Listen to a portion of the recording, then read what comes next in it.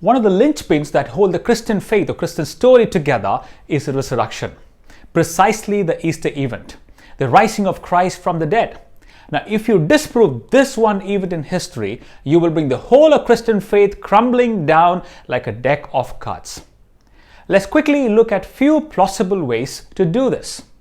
What if you say, well, come on, Jesus really wasn't dead, or he just merely passed out, he was just unconscious? If you look at the kind of stripping and the flogging and the lashing that led to the cross, I think that in itself was enough to kill a person. Often people died from the loss of blood or severe wounds even before they had led to be crucified on the cross. Now, if that was not enough, the torture on the cross with the 5 to 7 inches of nails driven through the wrist and the feet would certainly kill a person. Often the lungs collapsed as the person asphyxiated trying to breathe while adjusting his whole body on the nailed legs. This, of course, was a very torturous death. Besides, we have multiple independent reports of his death not only in the New Testament, but also 5 ancient sources that corroborate his death on the cross. How about we say the disciples stole away the body? The disciples stole away the body. Now let's assume Jesus wasn't really dead. Let's just think Jesus wasn't dead and his body is stolen away. How could a broken, battered body that went through such whipping and flogging and dragging and the driving of nails recover so soon? In fact, historians tell us that Jesus appeared to his disciples on the Easter morning, few days from his death. So even if the body was stolen, Jesus could not have recovered from what he had gone through prior to his death on the cross. Now, did his disciples who were in hiding, disillusioned themselves at the turn of events, had the guts even to break the seal of the most powerful regime of those times, the Roman Empire, and jeopardize their own lives? But here is my point. Let's assume that the body was stolen for a moment. Why is it then there is no single mention of the recovered body of Jesus in history?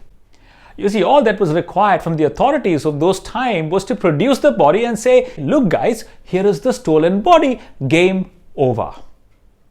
Well, what if we say, oh, the disciples fabricated the story. The disciples fabricated the story. Now, fabrication is possible when there is no one to counter your claims, or when there is a huge time gap between the actual happening of events and with the formation of a legend. It usually takes about 3 to 4 years. But the disciples immediately claimed to have met with Jesus, and the story spread far and wide. History also records that 500 plus people witnessed Jesus' ascension. Jesus was with them and he spoke with them, he ate with them. Well, of course, I understand that if 1 or 2 people had said that, look, hey, we had seen Jesus, we can assume that they were perhaps hallucinating.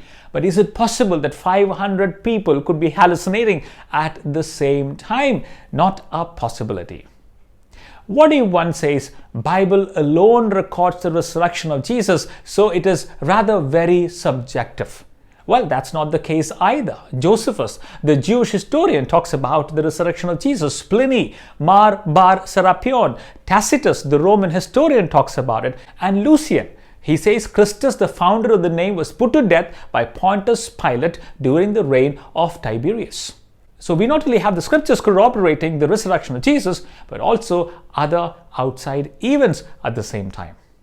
But if you really ask me, here is the most convincing and the most fascinating thing about the resurrection.